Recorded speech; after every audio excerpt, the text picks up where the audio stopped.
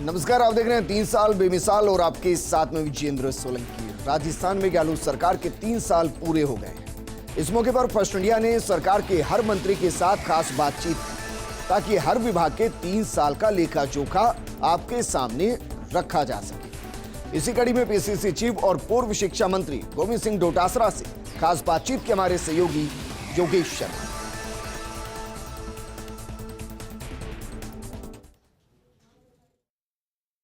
First India के विशेष कार्यक्रम शख्सियत में आपका स्वागत है। आज हमारे साथ हैं प्रदेश कांग्रेस के अध्यक्ष और पूर्व शिक्षा मंत्री गोविंद सिंह डोटासरा। बीते दिनों राजस्थान की राजधानी जयपुर में कांग्रेस ने पहली दफ़ा राष्ट्रीय रैली की और एक सफल रैली के जरिए राजस्थान की कांग्रेस ने जयपुर से लेकर पूरे देश भर में एक संदेश दिया।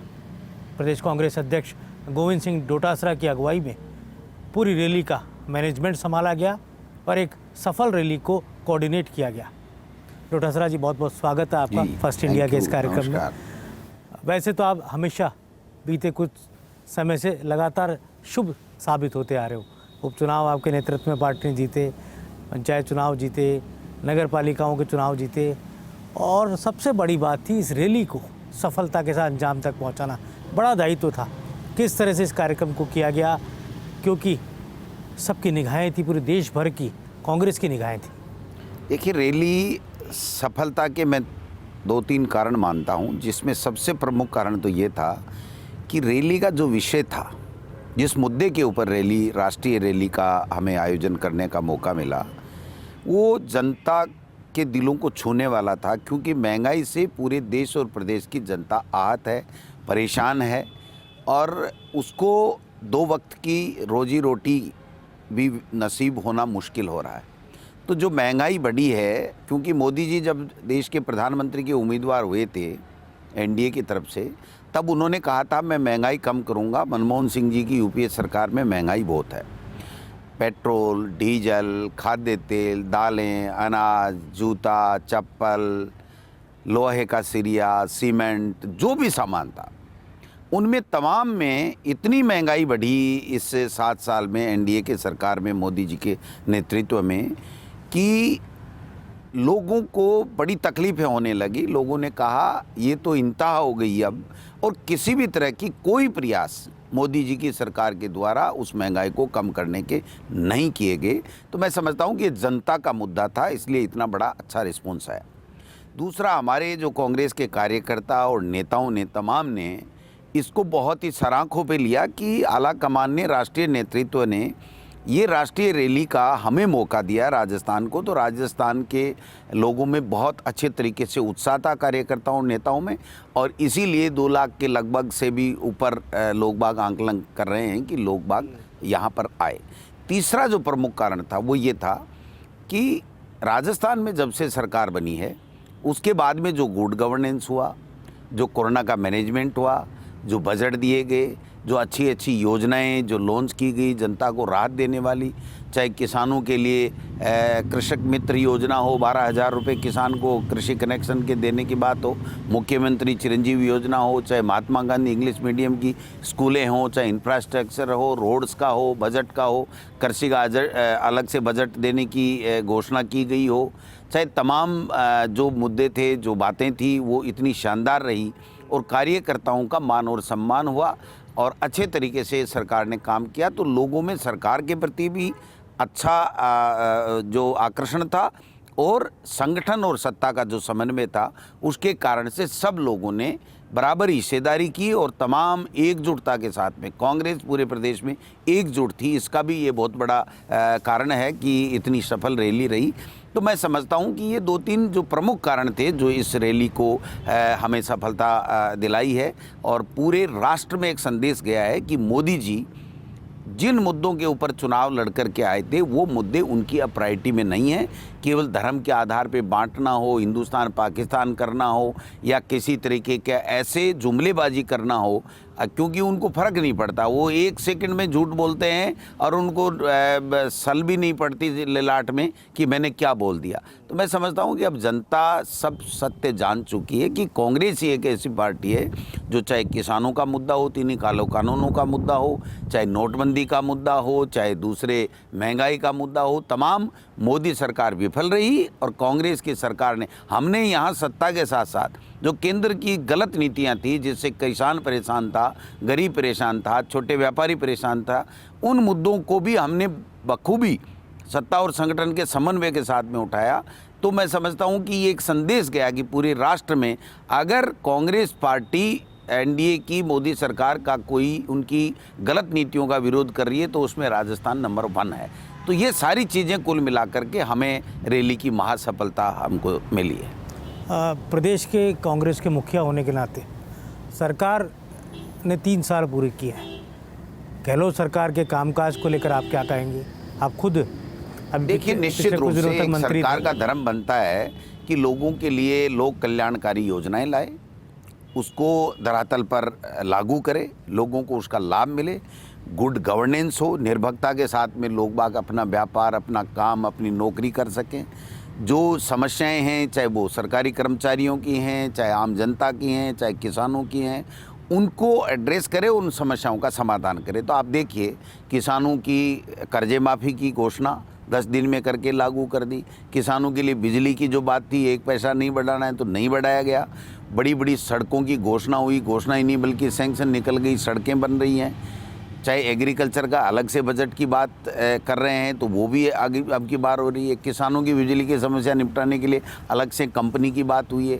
जो शिक्षा विभाग में कर्मचारियों की जो समस्या 50 साल से थी उसको निपटा करके रूल्स में अमेंडमेंट करने की बात हो, 123 से सरकारी महाविद्यालय खोलने की बात हो, तो आप देखिए हर सेक्टर में सरकार ने अच्छा काम किया। और सत्ता और संगठन का जो समन्वय रहा, इससे जो सरकार की योजनाएं हैं उनका लाभ अंतिम छोर में बैठे व्यक्ति को भी मिला। आज रोजगार देने में हम नंबर 1 हैं और एनडीए सरकार ने 2 करोड़ लोगों को 1 साल में नौकरी देने की बात की थी। आज कहाँ गए वो 7 साल में 14 या 15 करोड़ के रोजगार, और हमने यहाँ 1 लाख से ऊपर नौकरियाँ दे दी हैं। 76,000 के लगभग नौकरियाँ पाइपलाइन में हैं और इस बजट में घोषणाएं होने वाली हैं।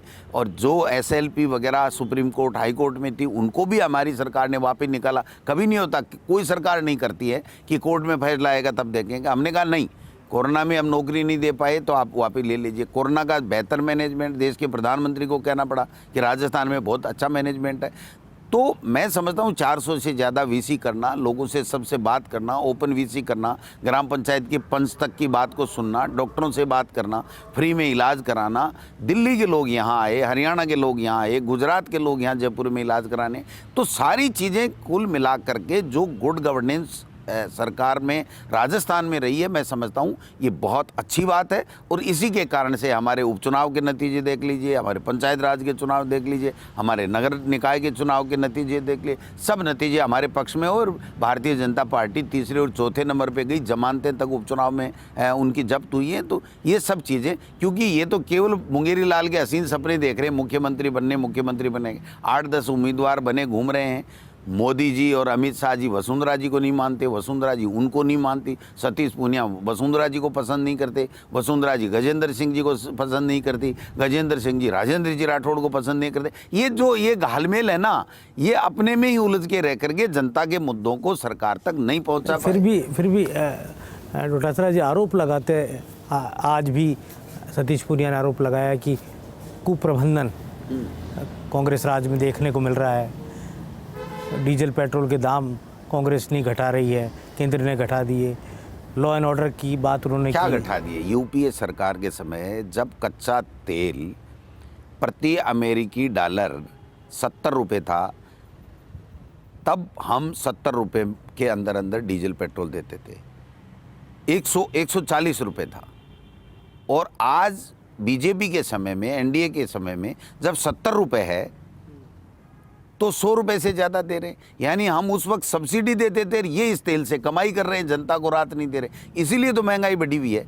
महंगाई कम करने के लिए इनको रिलीफ देनी चाहिए, जबकि इन्होंने तो मतलब लाखों करोड़ों रुपए इस टैक्स से लेकर के अपना घर भर लिया और जनता को राहत नाम की कोई चीज़ दे नहीं रहे। ये तो जुमले देते हैं कि राम मंदिर की बात करो, धारा 370 की बात करो, सीएए की बात करो, हिंदुस्तान पाकिस्तान की बात करो। ये बात नहीं करते कि बेरोजगारों को रोज़गार देना है। ये बात नहीं करते कि किसानों के लिए 3 काले कानून आप क्यों लाए जब किसान ने मांगा नहीं। ये बात नहीं करते कि चाइना हमारी ज़मीन पर कब्जा कर लिया, उसको हम लोग आँख क्यों नहीं दिखा सकते। पहले कह रहे थे लाल आँख दिखा देंगे, ये बात नहीं करते। अभी भी अमित शाह आकर के गए, एक ही बात कह के गए कि राम मंदिर की बात करो, हिंदुस्तान पाकिस्तान की बात करो, हिंदू मुस्लिम की बात करो और चुनाव में चले जाओ। हिंदू के मुद्दे पर तो जो बात राहुल गांधी ने कही जयपुर में, अब राहुल गांधी के हिंदू होने पर ही सवाल गुलाब चंद कटारिया खड़े करते हैं, इनके पास सतीश पूनिया खड़ा करते हैं। इनके पास मुद्दा नहीं है। राहुल गांधी जी ने बहुत स्पष्ट कहा कि हिंदू हो वो व्यक्ति है जो किसी दूसरे धर्म के प्रति नफरत नहीं करता, दूसरों धर्म के लोगों के प्रति नफरत नहीं फैलाता है, सच्ची बात करता है, निडरता के साथ में रहता है। नहीं तो ये मोदी जी और इनकी पार्टी के लोग सच्ची बात करते हैं, ये चाइना से डरे हुए लोग हैं, धर्म के आधार के ऊपर वोट मांग करके अपनी राजनीतिक रोटियां सेंकने का काम करते हैं। इसीलिए राहुल गांधी जी ने कहा ये हिंदुत्ववादी लोग हैं, क्योंकि ये डरते हैं, ये सत्य नहीं बोलते हैं, ये झूठ बोलते हैं, ये आपस में भाई को लड़ा करके अपनी सत्ता प्राप्ति इनका अंतिम लक्ष्य, पहला और आखिरी लक्ष्य है। जबकि हिंदू का सत्ता प्राप्ति लक्ष्य नहीं होता है, वो सत्य करता है, न्याय पे चलता है और सब धर्मों की इज्जत करता है। इतना सा तो फर्क है। ये तो बेवजह से इनको क्या फितरत में है, झूठ बोलो, गुमराह करो, लोगों को गुमराह करके 7 साल राज कर लिया इन्होंने। जबकि इनको आप बता दीजिए कि किसान की आमदनी दोगुनी कर दी क्या, 15 करोड़ लोगों को रोज़गार दे दिया क्या, चाइना को हमारी ज़मीन पर से कब्जा हटवा दिया क्या, आप बता दीजिए कर क्या दिया इन्होंने, आप बता दीजिए। गरीब को रोटी दूबर नहीं हो रही, महंगाई कम कर दिया क्या, आप बता दीजिए। किस तरीके से 50% 1-2 महीने में खाद्य तेलों के और हमारी दालों के भाव बढ़ गए। सब्जी आज टमाटर क्या भाव है, प्याज क्या भाव है, कपड़ा क्या भाव है, जूते क्या भाव है। जो जूता यूपीए सरकार के समय 1000 रुपये में आता है, वो 7000 रुपये का जूता हो गया। कोई पूछने वाला नहीं है इनको कि भाई इन कंपनियों को इतनी छूट आपने कैसे दे रखी है, आप बताइए। पूरा मीडिया को इन्होंने कब्जे में कर रखा है, पूरे मीडिया हाउसेज जो बड़े हैं उनको खरीद रखा है। वही वो दिखाते हैं जो उनको दिखाना होता है, सत्य को दिखाने ही नहीं देते। थोड़ा सा भी अगर असहमति आपकी बात में करती तो राष्ट्रद्रोही हो गए। अब आपकी सरकार के खिलाफ बीजेपी जन आक्रोश रैलियाँ निकाल रही है, हर जिले में निकल रही है, प्रदेश में बड़ी रैली करने की योजना बना रहे हैं। ये बीजेपी आक्रोश रैली हो सकती है, जन आक्रोश नहीं हो सकती। अगर जनता का आक्रोश हमारी सरकार के खिलाफ होता तो 2 लाख लोग कल यहाँ एक बुलावे पे, किसी को साधन नहीं दिया गया, नहीं आते। और अमित शाह की रैली में 40,000 का न्योता था और 6,000 लोग नहीं आते। ये जनता के लोग नहीं हैं, ये तो केवल मात्र इनको डांट पड़ी। मेरे पास पर्याप्त प्रमाण हैं कि इनको डांट पड़ी कि आप तो कह रहे थे 8-10 हज़ार लोग आएंगे और वहाँ तो 2 लाख लोग आ गए, आपका मूल्यांकन ही गलत निकला, आप लोग फेल हो। तो ये इस तरह की अनर्गल नहीं, आप तो लगातार ये भी कहते रहे हो कि कई मुख्यमंत्री अभी से घूम रहे हैं वहाँ पर। मैं तो ये कहता हूँ, मैं 2 बात प्रमुख कहता हूँ। एक तो ये कहता हूँ कि मुख्यमंत्री वो बनेगा जो 101 जिस पार्टी के आएंगे। तो अभी तक तो आप ज़बरदस्ती लड़ रहे हो, मुख्यमंत्री का हसीन सपने फालतू देख रहे हो। एक दूसरा मैं ये कहता हूँ, बार बार कहता हूँ, मैं आज भी कहना चाहूँगा आपके माध्यम से कि 25 में से 25 सांसद दे दिए और राजस्थान की जनता से क्या लेना चाहते हो आप? 25 में से 25 सांसद देने के बाद में, जबकि सरकार स्टेट में कांग्रेस की थी, फिर भी इनको पूरे के पूरे दिए कि भाई मोदी जी कुछ करेंगे। लेकिन आप बताइए कि एक सांसद, एक मंत्री ने 1 रुपये का अगर कोई काम किया होता, आप बता दीजिए। गजेंद्र सिंह जी हैं, जब यूपीए सरकार थी तो 80-20 का रेशियो हुआ करता था, 80 सेंटर देता था, इन्होंने 50-50 कर दिया। आप भौगोलिक जो भूभाग हमारा है राजस्थान का, उसमें आप बताइए कि उनको खुद को पता नहीं है कि जोधपुर में 15-15 किलोमीटर में गांव नहीं है, तो कहाँ से संसाधन लाएंगे? आप 50-50% कर रहे हो। राष्ट्रीय परियोजना की बात करी थी तो राष्ट्रीय परियोजना बना दी क्या? जब ये खुद जल संसाधन मंत्री है और मोदी जी ने घोषणा की थी हमारे स्टेट में आकर के, तो आप बताइए क्या हो गया? 13 जिलों को लाभ नहीं दे सकते? भाई इनको इसलिए बनाया क्या 25 में से 25 सांसद हो गए, 3-3 मंत्री हो गए। आज 12 महीने कि कृषि राज्य मंत्री हैं कैलाश चौधरी जी, और 12 महीने बाद में किसानों को परेशान होना पड़ा, सड़कों पे सोना पड़ा, आंदोलन करना पड़ा। फिर देश के प्रधानमंत्री कह रहे हैं कि साहब मैं माफ़ी चाहता हूं कि हमारे से गलती हो गई। तो फिर ये गृह जो राज्य मंत्री हैं कृषि के, वो क्या कर रहे थे? तो ये सारे मंत्री फेल, एमपी फेल, यहाँ का संगठन बीजेपी का फेल। एक वो रामलाल शर्मा जी को बेचारे को आगे कर देते हैं तो वो बोल बाल के चला जाता है, नीचे पीछे फोटो का निशान, नीचे निशान फूल का लगा लेता है। तो अब इससे कोई काम चलने वाला नहीं है। इनको बताना पड़ेगा कि हमारी सरकार में जनता के लिए जो योजनाएं हैं उसमें मतलब आपका कहने का मतलब है कि मजबूत विपक्ष आपको नहीं मिला? नहीं, कोई विपक्ष है ही नहीं। विपक्ष हो तब तो मजबूत और कमज़ोर की बात करिए, तो आपस में लड़ रहे हैं। ये जनता के मुद्दे सरकार तक ला ही नहीं रहे। आप देखो 1.5 साल कोरोना चला, इन्होंने कभी एक बात भी सुझाव भी दिया क्या? नहीं साहब बहुत बढ़िया चल रहा है, बहुत बढ़िया चल रहा है। और जब मोदी जी ने वहाँ से गड़बड़ चालू की, वैक्सीन नहीं दूंगा, ये नहीं दूंगा, और जब हमने या मुख्यमंत्री जी ने हमने कहना चालू किया कि आप देश के साथ न्याय नहीं कर रहे हो, तब उनको वहाँ से डांट पड़ी कि आप सरकार के खिलाफ बोलिए। वहाँ तो वसुंधरा जी की यात्रा चल रही है। नहीं, वसुंधरा जी तो अब 2 बार मुख्यमंत्री रहे हैं तो यात्राएं करेंगी, लेकिन अब ये जाने, इनका काम जाने। ये यात्राएं वसुंधरा जी की इनके खिलाफ हो रही हैं और इनका जो एक्ट है वो पूरा का पूरा वसुंधरा जी के खिलाफ हो रहा है। इसे 2 कामों में ही इन्होंने तो अपना 3 साल का समय जाया कर दिया। अब मेहरबानी करके अमित शाह जी आए तो वो ज़्यादा बढ़ा गए दूरियाँ। वो उनको गजेंद्र सिंह जी को साथ घुमा करके तय करके कि अब वसुंधरा जी के ज़माना लद गया, अब गजेंद्र सिंह जी का ज़माना है। तो उसके बाद में तो झगड़े और तेज हो गए। ये जो छोटी मोटी प्रेस कॉन्फ्रेंस पूनिया जी वगैरह कर रहे हैं ना, वो इसीलिए कर रहे हैं कि कल को हम इस सीन से ही आउट नहीं हो जाएं और गजेंद्र सिंह जी यहाँ राजस्थान पे कब्जा नहीं कर ले। यही खेल चल रहा है इनका। डॉक्टर साहब जी, आप संगठन के, अपनी पार्टी के प्रदेश के मुखिया हैं, 3 साल पूरे हो चुके गहलोत सरकार को। अब क्या अपेक्षाएं आपकी संगठन के नाते अपनी सरकार से रहेंगी? देखिए, हम संगठन का विस्तार करेंगे, नया संगठन बनाएंगे, कार्यकर्ताओं को जोड़ेंगे, कार्यकर्ताओं का मान सम्मान करेंगे, जो सरकार की योजना है उसका लाभ कैसे मिले, नए नए लोग कैसे जो हमारी विचारधारा में विश्वास करते हैं उनको आगे बढ़ाने का काम करेंगे, और ज़्यादा से ज़्यादा लोगों के बीच में जा कर के जनता के लोग काम करें, हमारे कार्यकर्ता उनके साथ में दुख तकलीफ में खड़े रहें और हम संगठन को मजबूत करें। प्रशिक्षण शिविर देंगे, प्रशिक्षण शिविर स्टेट वाइज तो इसी महीने में कर रहे हैं, डिस्ट्रिक्ट वाइज करेंगे, आगे करेंगे, BLO BLA की नियुक्ति करेंगे, और जितनी कांग्रेस की विचारधारा है उसको आखिरी क्षण छोर पे बैठे हुए हर व्यक्ति तक पहुंचाने का काम करेंगे। और लोग महसूस भी कर रहे हैं कि कांग्रेस ही वो पार्टी है जिसने देश को आज़ाद भी कराया। 70 साल में देश का विश्व में जो स्थान है उसमें कांग्रेस का बहुत बड़ा योगदान। क्योंकि मुझे लगता है कि आपकी एक सोच है, आप लगातार विधायक बन रहे हैं लक्ष्मणगढ़ से, और 21 जो विधायक थे उसमें भी आप शुमार थे। एक नवाचार की आपकी आदत रही है, शिक्षा मंत्री थे तब भी आपने नवाचार किए अपने डिपार्टमेंट में, कुछ समय के लिए पर्यटन मिला उसमें भी आपने नवाचार देने का पूरा प्रयास किया।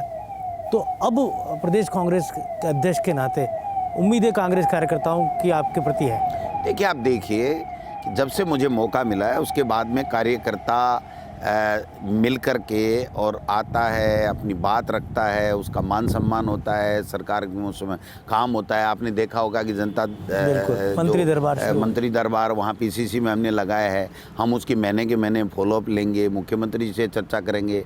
हम हमारा प्रदेश कांग्रेस कमेटी की कार्यकारिणी की मीटिंग बुलाएंगे, कार्यकारिणी की मीटिंग में हम जनता क्या चाहती है वो मुद्दे वहाँ से प्रस्ताव लेंगे, प्रस्ताव लेके सरकार को भेजेंगे जिससे सरकार उनको लागू करे। जो कमियां खामियां रह रही हैं उसके ऊपर बात करेंगे। जो सामाजिक बैकवर्ड है लोग, उनके कल्याण के लिए, उनको आगे बढ़ाने के लिए, उनको मजबूती देने के लिए क्या किया जा सकता है उसके लिए सरकार को हम लोग सुझाव देंगे, मुख्यमंत्री जी को सुझाव देंगे और लोगों को प्रशिक्षित करेंगे। लोगों में एक नई ऊर्जा का संचार हुआ है जब से राहुल गांधी जी यहाँ इतनी बड़ी रैली को संबोधित करके गए हैं। लोग आगे बढ़ कर के ये कह रहे हैं कि कांग्रेस पार्टी वो पार्टी है जो देश को इस संकट से उबार सकती है, और राहुल गांधी एक ऐसे नेता है जो निडरता के साथ में देश के मुद्दे जो हैं वो मोदी सरकार को निडरता के साथ में बता सकते हैं और उनको मनवा भी सकते हैं। आपने देखा भूमि अधिग्रहण कानून, किसान के साथ में राहुल गांधी जी और कांग्रेस खड़ी रही, उनको वापस लेना पड़ा। आज राहुल गांधी जी ने बहुत पहले कह दिया था कि किसान जीतेगा आपको वापस लेने पड़ेंगे तीनों काले कानून, इनको तीनों काले कानून लेने पड़े वापस। अब राहुल जी ये कह रहे हैं कि भाई जो उत्तर प्रदेश में जो मंत्री है जिसका पुत्र ने किसान की हत्या की है गाड़ी चढ़ा करके इरादतन, उसको आपको हटाना पड़ेगा, तो हटाना पड़ेगा इनको।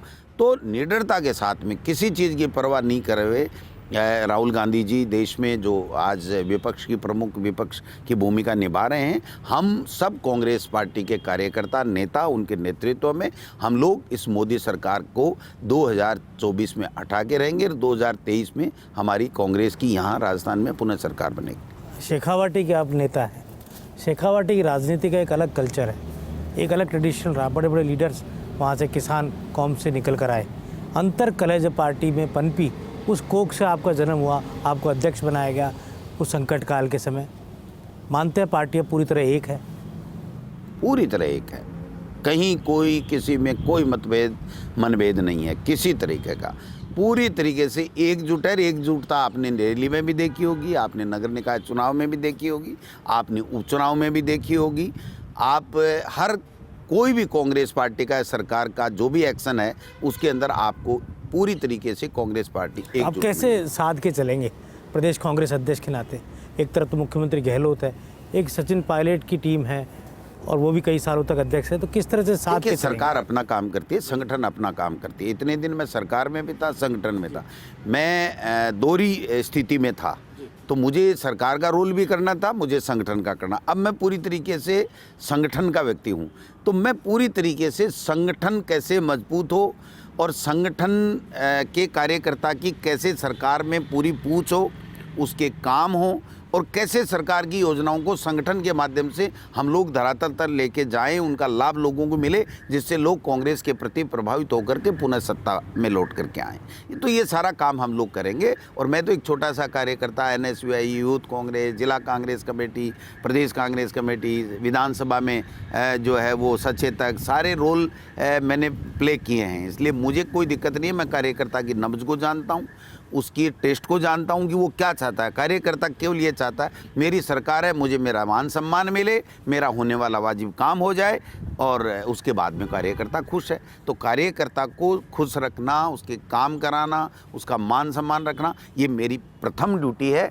और उसके बाद में सबके साथ सरकार और संगठन के साथ में समन्वय बना करके ज़्यादा से ज़्यादा जो सरकार की योजनाएं हैं उसका लाभ जनता तक कैसे मिले वो काम करना, वो हमारा संगठन का काम है, हम करेंगे। आखिरी सवाल डोटासरा जी, घोषणा पत्र के अभी भी कुछ वादे बाकी हैं जिसको कांग्रेस ने अपना मुख्य वो माना था और उसको लेकर ही फोकस किया था, पूरी सरकार को लेकर बाइबल की तरह माना था, और संविदा कर्मियों को लेकर भी वादा कांग्रेस पूरा करने जा रही है। तो आने वाले समय में किस तरह से उन तमाम, क्योंकि वो संगठन का घोषणा पत्र था, तो किस तरह से उसको फुलफिल कराने की दिशा में आप आगे बढ़ेंगे? संगठन के घोषणा पत्र को लागू करना हमारी सरकार की प्राथमिकता है। और आपने देखा होगा पहली बार राजस्थान में ही केवल हमने घोषणा पत्र को कितना प्रतिशत लागू कर दिया, कौन कौन से वादे पूरे कर दिए, कौन से बकाए, ये बताया। जबकि पहले न तो हमारी सरकारें थी तब बताया गया, न बीजेपी के सरकार के समय में संकल्प पत्र जो भी होता था उनके बारे में कोई बताया गया, जबकि उन्होंने भी सरकारी दस्तावेज बनाया था।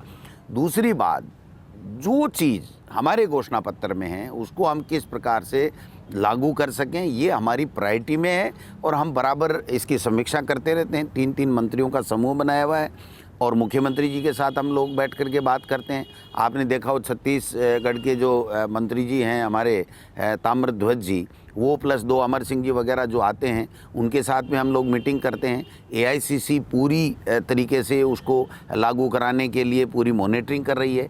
तो ये हमारे लिए बहुत अच्छी बात है कि हम जो हमारा जो घोषणा पत्र है उसको पूरी तरीके से हम लोग लागू करेंगे, उसको पूरा करेंगे। डोटासरा जी से हमारी लंबी चर्चा हुई और सरकार को पूरे नंबर उन्होंने दिए कामकाज को लेकर, अपनी सरकार के बारे में, और कई अपेक्षाएं भी की जिसको लेकर वो खुद भी पहल करते हुए नजर आएंगे। लेकिन संगठन के प्रदेश के मुखिया होने के नाते पहला कर्तव्य उन्होंने अपना यही बताया है कि कार्यकर्ता का मान और सम्मान उनके समय बरकरार रखने का प्रयास हर संभव वो करेंगे। शख्सियत में फिर एक नए चेहरे के साथ एक नई शख्सियत के साथ आपसे हम रूबरू होंगे। विदा लेते हैं, धन्यवाद।